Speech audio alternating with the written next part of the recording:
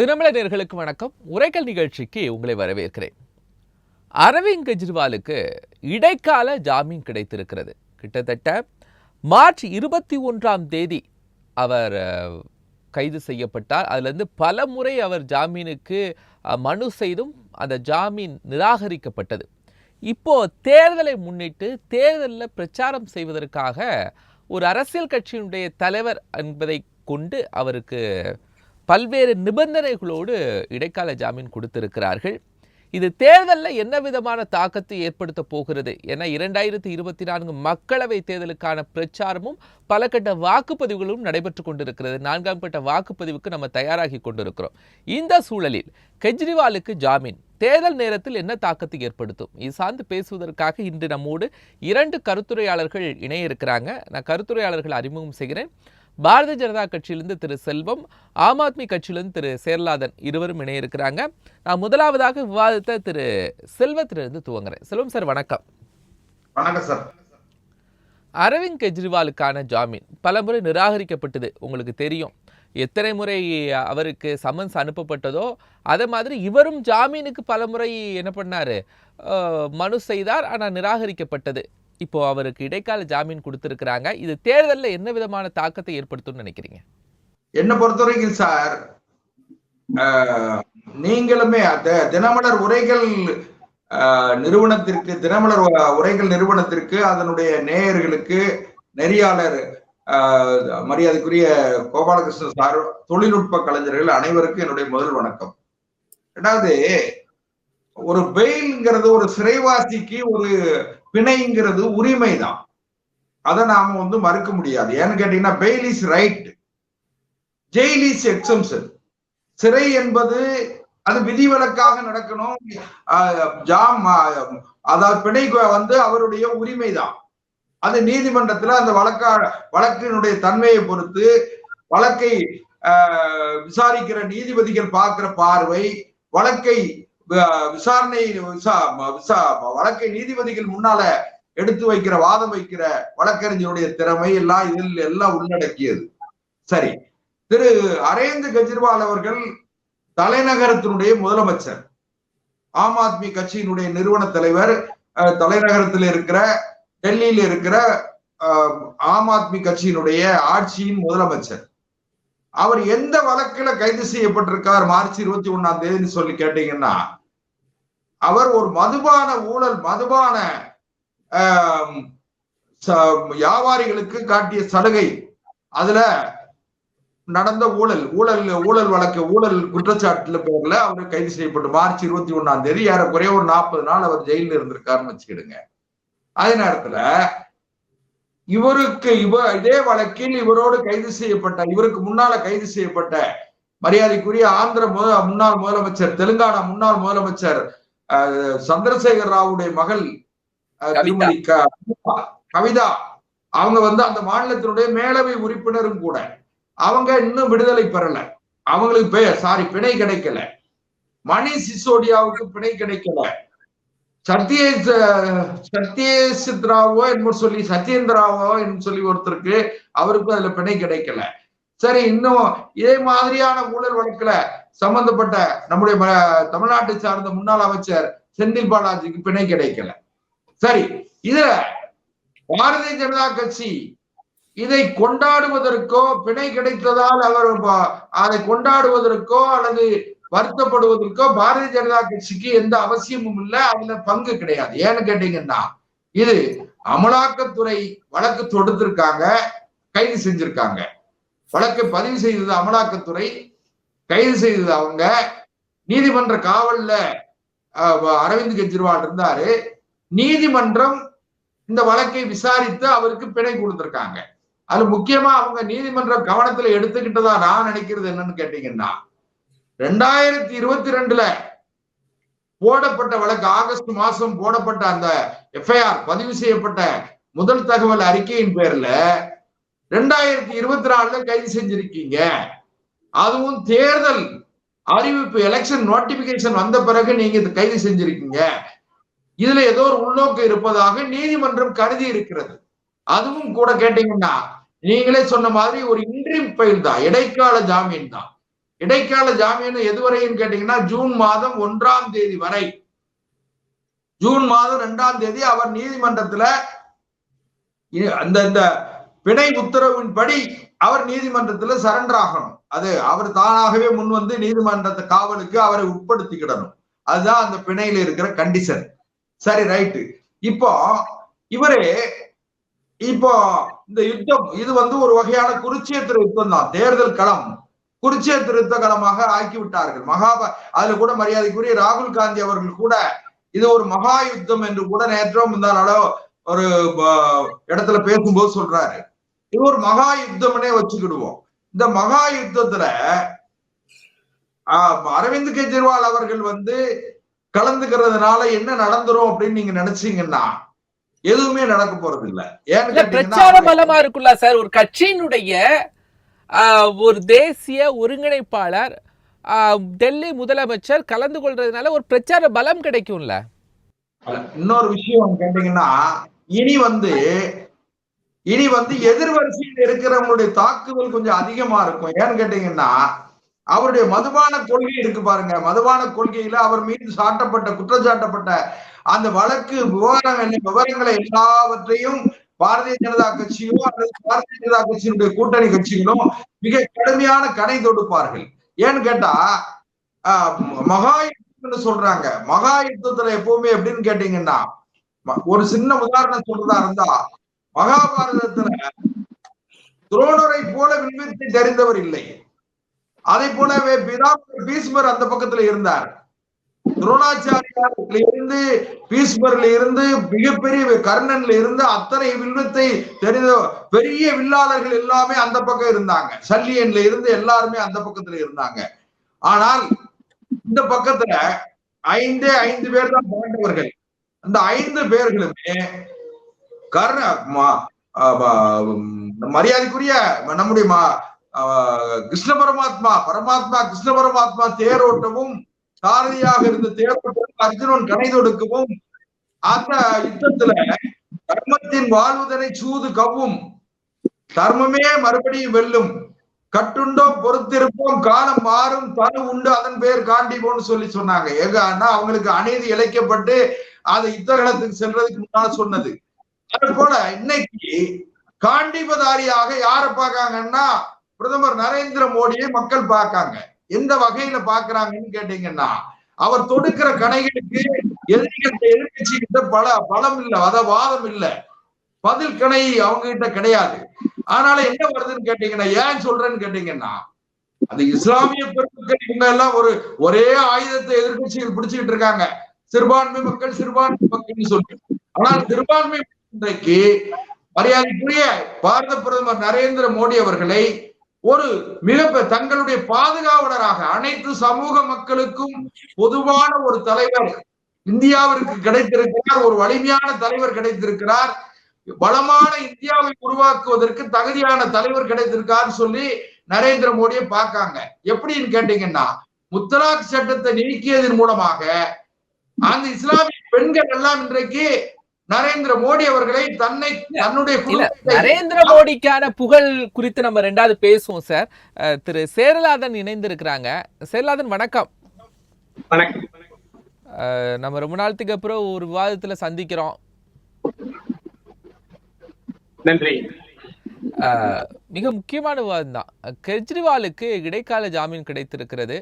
இந்த தேர்தல் பிரச்சார நேரத்தில் 4ஆம் கட்ட வாக்குப்பதிவுக்கு செல்லக்கூடிய நேரத்தில் கெஜ்ரிவாலுக்கான இடைக்கால ஜாமீன் எந்த அளவிற்கு தாக்கத்தை ஏற்படுத்தும் அப்படின்னு நினைக்கிறீங்க?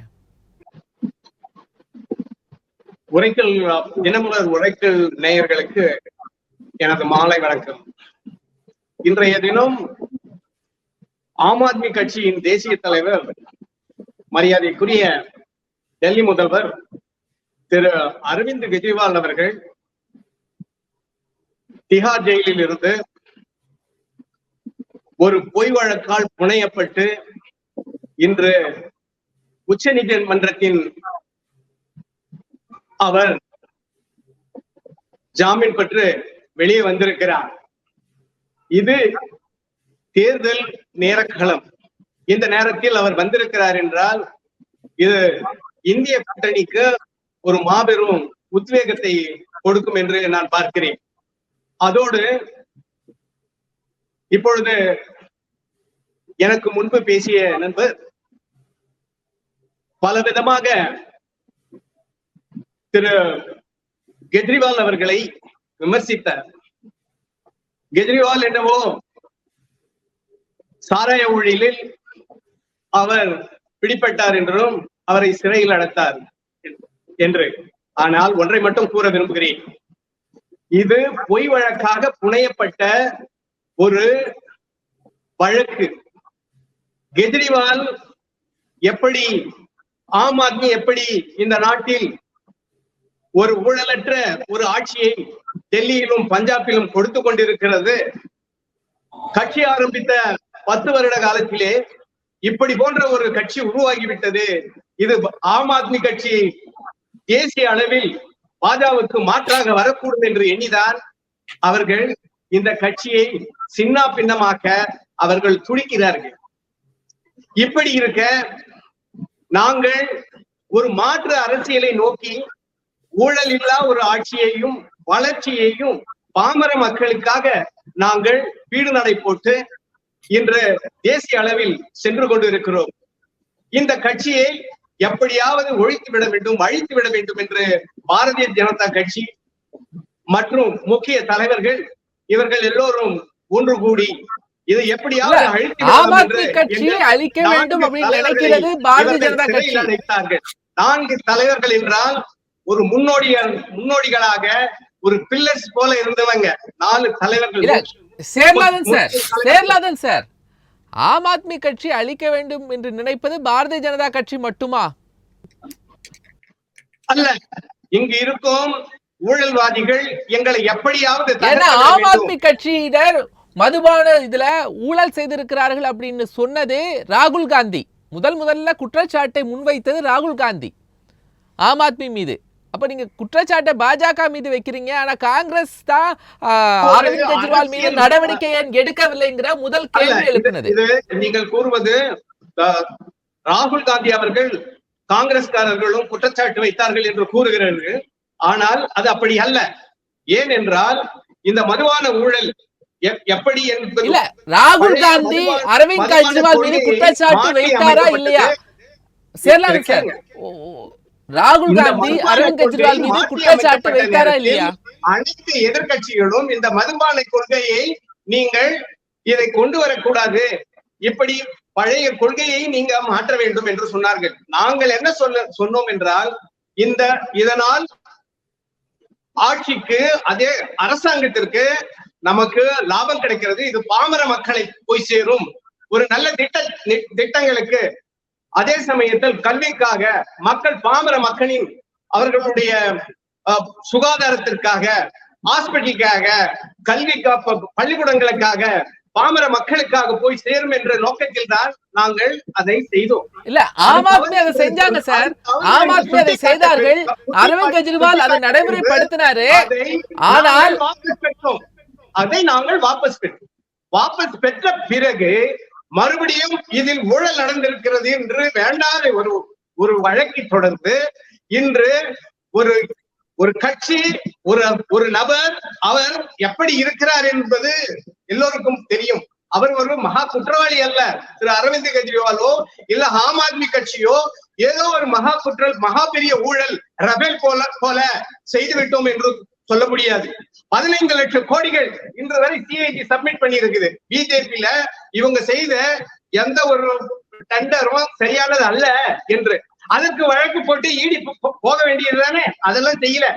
ஏன்னா ஒரு சிறிய கட்சி, இந்த கட்சி வளர்ந்து விடக்கூடாது, நாளை பாரதிய ஜனதாவுக்கு ஒரு சிம்ம சொப்பனமாக அரவிந்த் கெஜ்ரிவால் வரக்கூடாது, மோடிக்கு வரக்கூடாது என்ற ஒரே ஒரு காரணத்தினால் இன்று எங்கள் கட்சியையும் எங்கள் தலைவர்களையும் வஞ்சிக்கப்படுகிறார்கள் என்றுதான் நான் இந்த வேலையில குறிப்பிட விரும்புகிறேன்.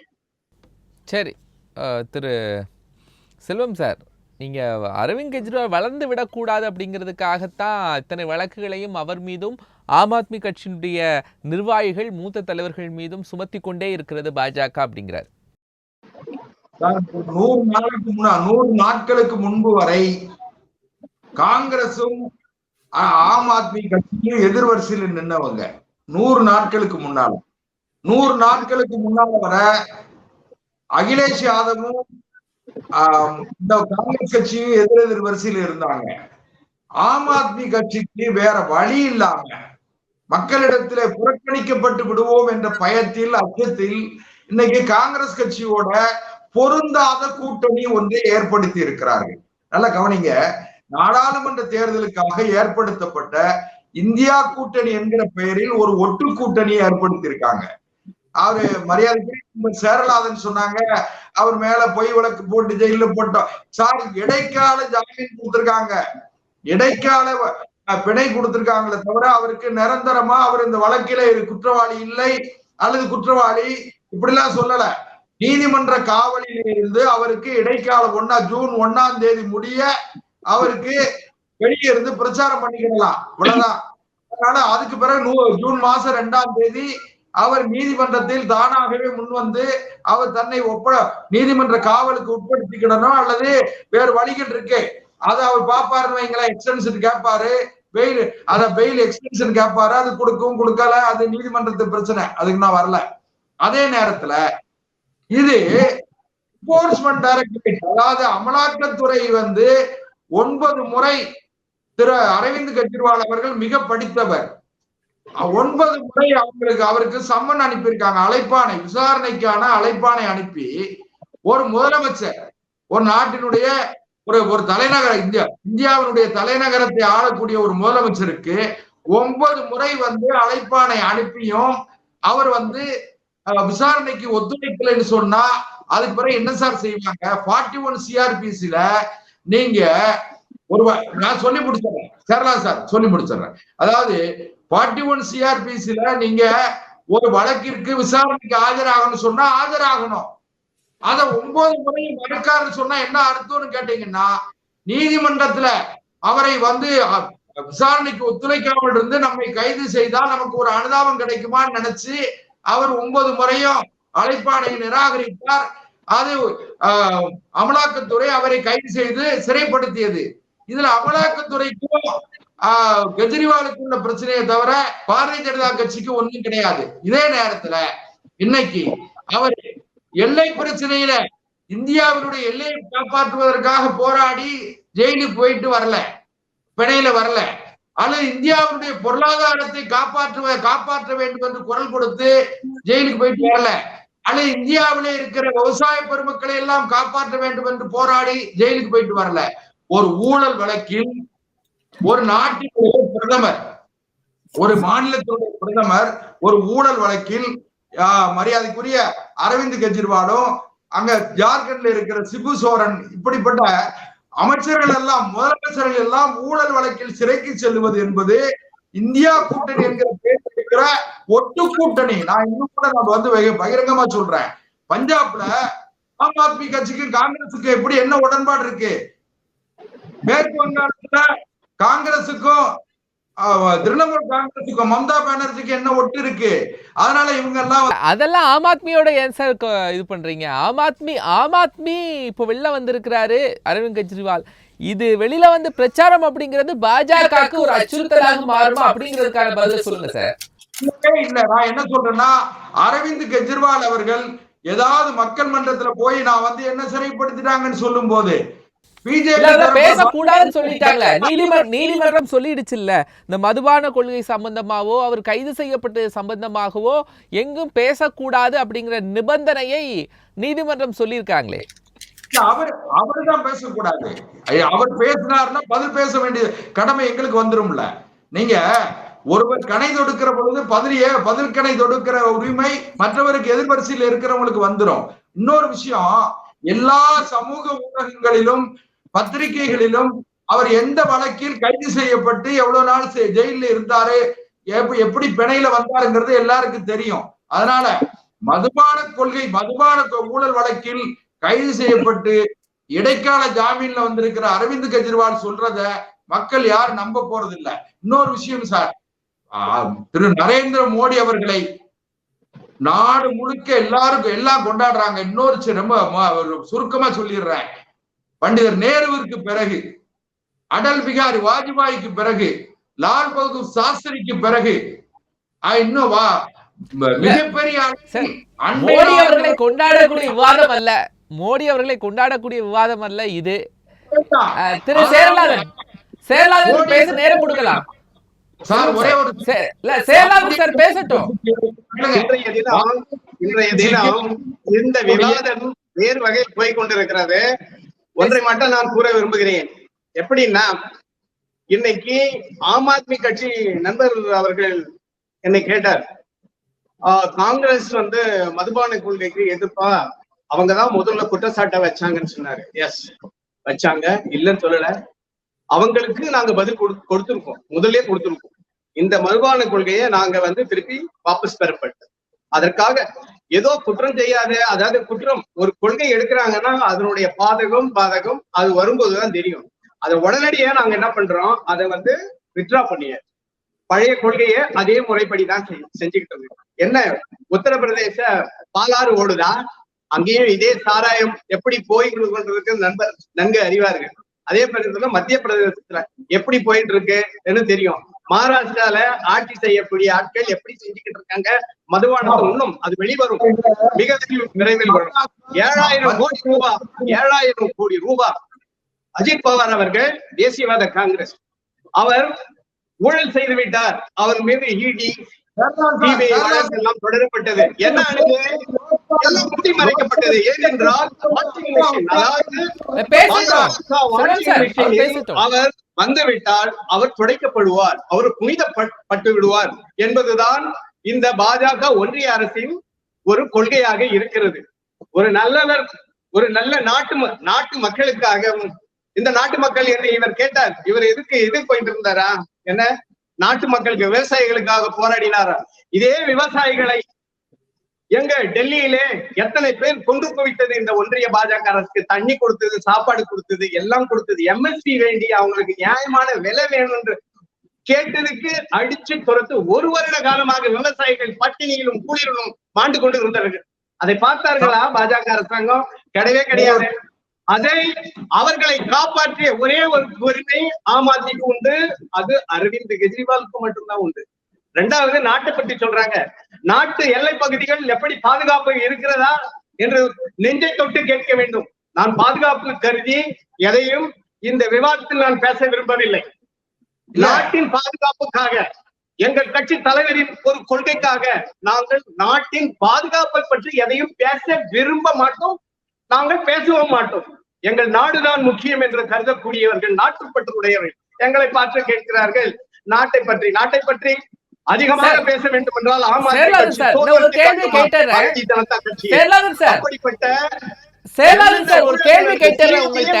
கொடுக்கிறாங்க.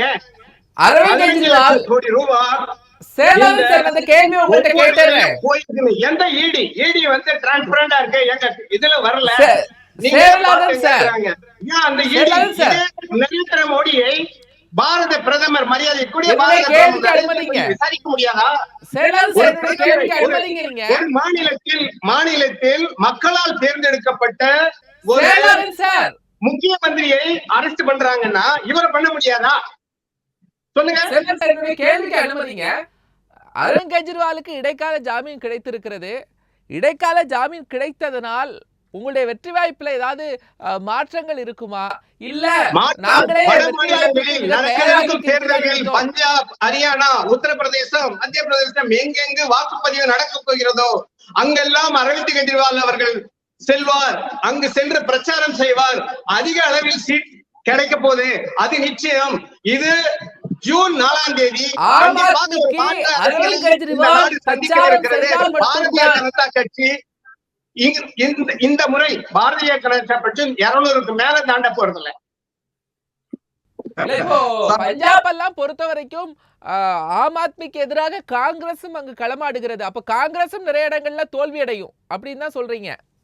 இல்ல, எல்லா இடங்களிலும் நாங்கள் 24 சீட் தானா. ஒரு சின்ன கட்சிக்கே நீங்க இவ்வளவு உங்களுக்கு சிம்மசப்பனமா நாங்க தெரியறோம்னா, இன்னும் வரும் காலகட்டங்களில் நீங்க எப்படி எல்லாம் என்னென்ன ஆக போறீங்க. பஞ்சாபை பொறுத்த வரைக்கும் அரவிந்த் கெஜ்ரிவாலுடைய பிரச்சாரம் காங்கிரஸும் எதிர்த்துதான் நிக்கிறாங்க, ஆம் ஆத்மி எதிர்த்து. அப்ப அது காங்கிரஸுக்கும் தோல்வியாக மாறும் அப்படின்னு சொல்றீங்க. தோல்வியாக மாறும் என்று சொல்லவில்லை. இந்தியா கூட்டணியில் இருக்கின்றோம். நாங்கள் எங்க வருவோம்? பஞ்சாப்ல காங்கிரஸுக்கு போட்டியாக இருக்கீங்க. எங்களுடைய வாக்குகளை இழக்காமல் நாங்கள் அங்கு தனித்துவமாக நிற்கின்றோம். பஞ்சாபை பொறுத்த வரைக்கும் ஆம் ஆத்மிக்கு போட்டி காங்கிரஸ், பாரதிய ஜனதா. அரவிந்த் கெஜ்ரிவாலுடைய பிரச்சாரம் காங்கிரஸை தோல்வியடைய செய்யும். அங்கு இருப்பது அகாலிதளமும் காங்கிரசும் ஆம் ஆத்மி கட்சியும் தான். ஆம் ஆத்மி கட்சி அங்கு நடைபெற தேர்தலில் அனைத்து தொகுதிகளும், பாராளுமன்ற தொகுதிகளும் வெற்றி பெற்று வெற்றி வாகை சூடி வருவார்கள். அதே சமயத்தில் ஹரியானாவில் குருஷேத்ராவிலும் நாங்கள் வெற்றி பெறுவோம் என்பதை தெரிவித்துக் கொள்கிறேன். சரி, உங்களுக்கு எதிராக யார் தோல்வி அடைவாங்கன்னு சொல்றீங்க? பாஜக, இன்னொன்னு வேற யாரு போட்டி? பாருங்க, இவங்க ஒண்ணு மட்டும் சொல்றேன். இன்னைக்கு பாருங்க, கர்நாடகால எப்படி இருக்கு எலெக்ஷன் ட்ரெண்ட்? என்ன பாஜக வந்துருமா? அதே மாதிரி ஆந்திரால, வெஸ்ட் பெங்கால்ல, அதே மாதிரி ஒரிசால, அதே மாதிரி தமிழ்நாட்டுல எங்க இருக்கு? எங்க இருக்கு? பாரதிய ஜனதாவின் 2024 பாராளுமன்றத்தில் அனைத்து தொகுதிகளிலும் அவர்கள் அனைத்து இடங்களிலும் இழக்கப் போகிறார்கள் என்பதை நான் தெரிவித்துக் கொள்கிறேன்.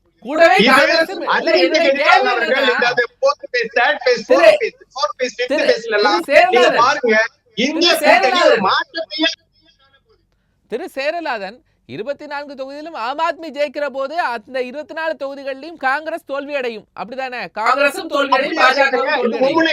மும்முனை போட்டியில எல்லாருமே தான் போட்டி போடுறாங்க. மும்முனை போட்டியில நீங்க பாத்தீங்களா, 24 ஒரு 13 தொகுதியில தான் நாங்க காங்கிரஸ் பஞ்சாபில் மாத்திரம் தான் எதிர்க்கிறோம் தவிர மற்ற அனைத்து தொகுதியிலும், குஜராத்திலும் சரி, பிரச்சனை இல்ல. அதெல்லாம் காங்கிரஸ் தோல்வி அடைஞ்சா பிரச்சனை இல்ல. இது பாருங்க, காங்கிரஸ் தோக்கணும் ஜெயிக்கணுங்கிறது இங்க பிரச்சனை இல்ல. ஒரு சர்வாதிகார ஆட்சியை நாங்கள் அகற்ற வேண்டும் என்ற ஒரு கொள்கையில தான் நாங்க நிக்கிறோம். இது ஒரு சர்வாதிகார நாடா இல்ல. பஞ்சாப்ல மட்டும் ஏன் சார் காங்கிரஸோட கூட்டணி இல்லை? ஐஎன்டிஏ கூட்டணி ஒரே எலெக்ஷன். இதுக்காக தான் நாளைய பிரதமர் எல்லாரும் கேக்குறீங்க, நீங்க எல்லா இடத்துலயும் கேக்குறது ஒரே ஒரு கேள்வி என்னன்னா, ஆமா இந்திய கூட்டணியில யாரு பிரதமரா வருவாங்கன்னு கேக்குறாங்க. அதெல்லாம் சார் இன்னைக்கு விவாதம் அதல்ல. இன்று விவாதம் அல்ல. பாஜகவுக்கு எதிராக அணி திரளுகிற போது பஞ்சாபில் காங்கிரசுக்கு எதிராகவும் ஆம் ஆத்மி நிற்கிறது அப்படிங்கிறதையும் நம்ம இங்க பார்க்க வேண்டியது இருக்கிறது. உங்களுடைய நிறைவான கருத்தை பதிவு செய்யுங்க. நிறைவான கருத்து என்னவென்றால், பாசிச ஆட்சியாக நடந்து கொண்டிருக்கும் இன்றைய பாஜக, நரேந்திர மோடி அரசு அவரை திருத்திக் கொள்ள வேண்டும். இவரு பாரத பிரதமர் எப்படி நடந்து கொள்ள வேண்டும், எப்படி பேச வேண்டும் என்றே அவருக்கு. ஆனால் காங்கிரஸ் ஆம் ஆத்மி மீது இது குற்றம் சுமத்தாது. சேரலாதன் சார் பஞ்சாப்ல ஆம் ஆத்மியை காங்கிரஸ் கட்சி குற்றம் சுமத்துகிறதா இல்லையா? எப்படி குற்றம் சொல்றது? எங்களுடைய ஆட்சியை குற்றம் சுமத்த வேண்டிய எந்த ஒரு இதுவும் இல்ல. அவங்களுடைய பிரச்சாரத்துல காங்கிரஸ் கட்சி ஆம் ஆத்மியை குற்றம் சுமத்தி கொண்டுதான் இருக்கிறாங்க. சந்தர்ப்பங்கள் வருகிறது, அதை எதிர்கொள்ள நாங்கள் தயாராக இருக்கிறோம். இதை விட நாங்க என்ன சொல்றது, அவங்களுக்கு கன்வின்ஸ் பண்றோம்.